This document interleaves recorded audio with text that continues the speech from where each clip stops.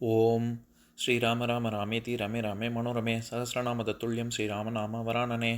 உலகம் யாவையும் தாமுழா வாக்கலும் நிலைபெறுத்தலும் நீக்கலும் நீங்களா அழகிலா விளையாட்டுடையார் அவர் தலைவர் அன்னவர் சரண் நாங்களே. எத்திர எத்திர ரகுநாத கீர்த்தனம் தத்திர தத்திர கிருத்தமாஸ்தகாஞ்சலிம் வாஷ்பவாரி பரிபூர்ணலோச்சனம் மாருதிம் நமது ராட்சசாந்தகம்.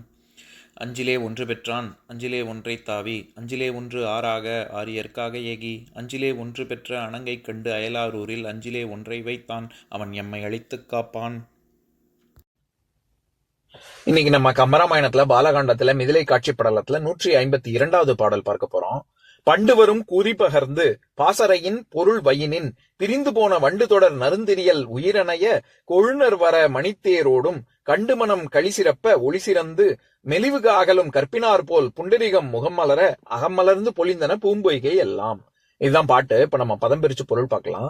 பண்டு வரும் குறி பகர்ந்து, தலைவியரை பிரிவதற்கு முன்பு தாம் மீண்டு வரும் காலத்தை குறிப்பிட்டு கூறி பாசறையின் போர் செய்யும் பொருட்டும் பொருள் வயினின் பொருள் தேடல் பொருட்டும் பிரிந்து போன தலைவியரை பிரிந்து சென்ற வண்டு தொடர் வண்டுகள் இடைவிடாது மொய்ப்பதற்கு உரிய நருந்தெரியல் மனமுள்ள பூமாலைகளை உடைய உயிர் அணைய உயிரையொத்த கொழுநர் தலைவர் மணித்தேரோடும் வர குறித்த காலத்தில் அழகிய தேரிலே மீண்டு வர கண்டு அதை பார்த்து மனம் களி சிறப்ப மனம் பெரிதும் பூரித்து ஒளி சிறந்து தலைவரை பிரிந்த காலத்தில் மங்கியிருந்த முகங்களின் பொலிவு மிக கூடி மெலிவு அகலும் தளர்ச்சியை நீங்கிய கற்பினார் போல் கற்புடைய மனைவியர் போல புண்டரிகம் முகம் மலர தம்மை பிரிந்து சென்ற கதிரவனாகிய தலைவன் தேரிலே வரக்கண்டு பூரித்து முகங்களாகிய தாமரைகள் மலர அதனால் பூம்பொய்கை அழகிய பொய்கைகள் எல்லாம் யாவும் அகம் மலர்ந்து பொலிந்தன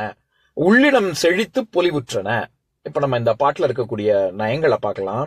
அதாவது இதுவும் தற்குறி பெற்றணி வகையை சேர்ந்ததுதான். சூரியன் வருவதும் தாமரை மலர்வதும் எப்பவும் நடக்கிற சாதாரணமா நிகழக்கூடிய ஒரு விஷயம் தானே. அதுல கவிஞர் தான் கூற விரும்பும் கருத்தை ஏற்றி கூறுவது தற்குறி பெற்றணி.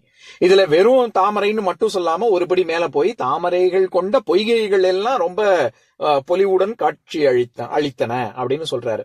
இதுல ரெண்டு விஷயம், அதாவது பாசறையின் பொருள் வயினின் அப்படின்னு ரெண்டு விஷயம் சொல்றாரு. பாசறை அப்படின்னா இங்க போர் செல்வது, அதாவது போர் புரிவதற்காக செல்லக்கூடிய மாவீரன். அவன் என்ன சொல்லுவான், தலைவியிடம் நான் மீண்டும் இந்த காலத்தில் வருகிறேன் அப்படின்னு சொல்லி வாக்கு கொடுத்துட்டு தானே அவன் போருக்கு போறான். இந்த இடத்துல பாசறை அப்படின்னா போர் பாசறை அப்படின்னு அர்த்தம். அதுக்காக செல்றான் ஒண்ணு. இன்னொன்னு பொருள் வயினின், பொருள் தேடி செல்வது தலைவனுங்க. அது தலைவன் செல்வான், அதுக்கப்புறம் இந்த காலத்துல வருவேன்னு சொல்லுவான். அதற்காக தலைவி காத்து கொண்டிருப்பது. இந்த ரெண்டு விஷயத்துக்காக தலைவனுக்காக தலைவி காத்து கொண்டிருப்பாள். அப்படி அவன் அப்படி சொன்ன தேதிக்கு சொன்ன நேரத்துக்கு எப்படி திரும்பி மீண்டும் தேர்ல ஏறி வருவானோ அந்த மாதிரி அதை பார்க்கும் பொழுதும் தலைவியானவள் எப்படி முகம் மலருமோ அந்த மாதிரி கதிரவன் தோன்ற தாமரைகள் மலர்ந்தன. அந்த தாமரைகள் எல்லாம் குவிந்து தாமரை எல்லாம் நெருக்கமா இருக்கக்கூடிய பொய்கை மொத்தமாகவே எல்லா தாமரையும் மலரும் பொழுது பொய்கையே மலர்வது போல ரொம்ப அழகாக இருக்கு பாக்குறதுக்கு அப்படின்னு கம்பர் சொல்றாரு. இதுல வண்டு தொடர் நருந்தெரியல் அப்படின்னு சொல்றாருல. தெரியல் அப்படின்னா மாலை, பூமாலைக்கு இன்னொரு பேர் தான் தெரியல். அதே மாதிரி கொழுநர், நம்ம திருக்குறள்ல கூட எல்லாருக்கும் ரொம்ப தெரிஞ்ச குறள், தெய்வம் தொழாள் கொழுநன் தொழுதெழுவாள் பெய்யன பெய்யும் மழை அப்படின்னு. அந்த இடத்துல கொழுநன் அப்படின்னா தலைவன், கணவன் அப்படிங்கிற பொருள். அதாவது ஏன் கொழுநர்னே சொல்றோம் அப்படின்னா கொள்ளுதல் அப்படிங்கிற தானமாக பெற்றுக்கொள்பவன், கன்னிகாதானம் செய்து கொடுத்தல் அப்படின்னு தானே சொல்றது. அந்த கன்னிகாதானம் செய்து கொடுப்பதை ஏற்றுக்கொள்பவன், பெற்றுக்கொள்பவன், கொள்பவன் கொழுநன் அப்படின்னு. இப்ப அது நிறைய பேர் நான் உட்பட பொதுவா சொல்லும் பொழுது எப்படி சொல்லுவோம்னா தன்னகரம் ரன்னகரம் டன்னகரம் இதுக்கான வித்தியாசத்தை சொல்லும் பொழுது டன்னகரமும் ரன்னகரமும் வார்த்தைக்கு நடுவுல வரும். இது தன்னகரம் வராது அப்படின்னு சொல்லுவோம்ல. ஆனா அது பொதுவா சொல்ற விதி.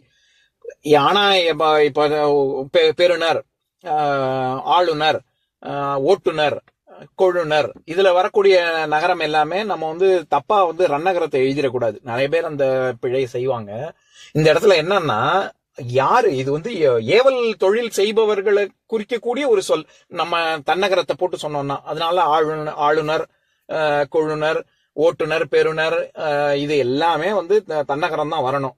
நிறைய பேர் திரைப்படத்துல கூட இயக்குனர் அப்படின்னு எழுதும்பொழுது 2 சுழி நான் போட்டு எழுதிருவாங்க, ரன்னகரத்தை போட்டு எழுதிருவாங்க. அது ரொம்ப நிறைய பேர் செய்யக்கூடிய பிழை தான் இது இயல்பாகவே. அதனால நமக்கு இயக்குனருக்கும் வித்தியாசமே தெரியல எந்த நகரம் வரணும்னு. சென்றனர், வந்தனர், போன, இது விளையாடினர் அப்படின்னு வரக்கூடிய நர்னு வருது இல்லை, இது எல்லாமே வந்து பன்மை விகுதி. அப்படி சொன்னா நிறைய பேர் செஞ்சாங்கன்னு அர்த்தம். இயக்குனர் அப்படின்னா நிறைய பேர் சேர்ந்து இயக்கினாங்கன்னு அர்த்தம். நம்ம அன்னகரம் போட்டு சொல்லிட்டோம்னா தன்னகரம் போட்டு தான் சொல்லணும் இயக்குனர் அப்படின்னு. எதுக்கு சொல்ல வரேன், அந்த மாதிரி கொழுனர் அப்படின்னா அங்க வந்து ஏவல் தொழில் செய்வோம், எனக்கு தானத்தை பெற்றுக்கொள்பவன் கொழுனன். அந்த மாதிரி இங்கே கொழுனர் இந்த இடத்துல தலைவன் அப்படிங்கிற பொருள்ல தான் வருது. அப்படிப்பட்ட தலைவன் எப்படி வரான் அப்படின்னா மணித்தேரோடும் வர அப்படின்னு சொல்றாரு. இந்த இடத்துல மணித்தேர்னு நம்ம அழகிய தேர் அப்படின்னு அர்த்தம் பண்றோம். ஏன் அழகு இருக்கு, அங்க மணிகள்லாம் தொங்குது, அதெல்லாம் சத்தம் போடுது அப்படின்னு. இதேதான் வந்து பெரிய புராணத்துல மனுநீதி சோழனுடைய பத்தி அவன் வந்து தேர்காலில் தன் மகனையே இட்டு கொள்வான்ல, அந்த இதுல அமைச்சர்கள்லாம் சொல்லுவாங்க இந்த மாதிரி இப்படி வந்து ஒரு உன்னுடைய பிள்ளையவே நீ வந்து உன் பிள்ளை மேல தப்பே கிடையாது அப்படின்னு சொல்லி வாதாடுவாங்க.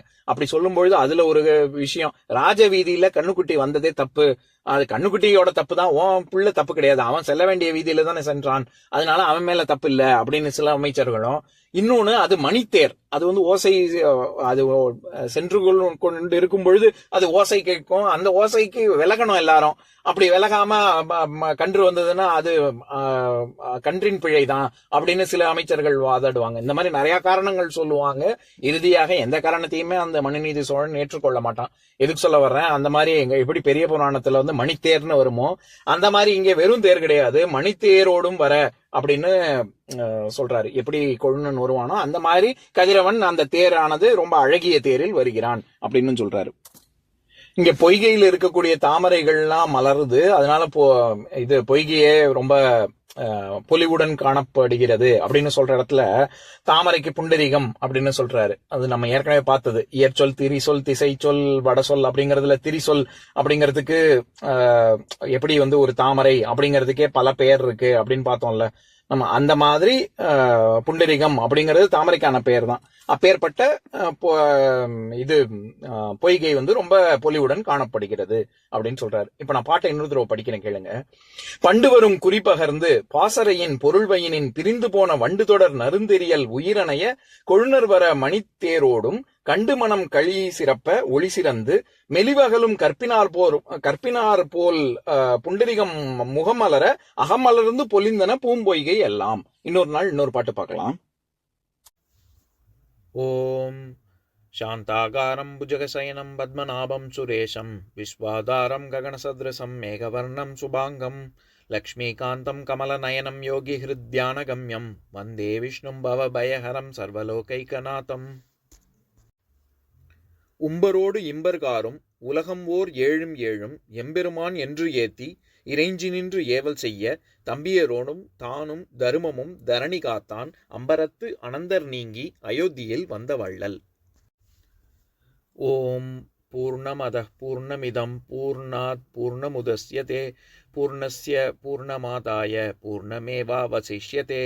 ஓம் சாந்தி ஷாந்தி ஷாந்திஹி. ஓம் சர்வேஷாம் ஸ்வஸ்திர்பவது சர்வேஷாம் சாந்திர்பவது சர்வேஷாம் பூர்ணம் பவது சர்வேஷாம் மங்களம் பவது. ஓம் சாந்தி ஷாந்தி ஷாந்திஹி. ஓம் சர்வே பவந்து சுகினः சர்வே சந்து நிராமயாः சர்வே பத்ராணி பஷ்யந்து மா கஷ்சித் துக்கபாக் பவேத். ஓம் சாந்தி ஷாந்தி ஷாந்திஹி.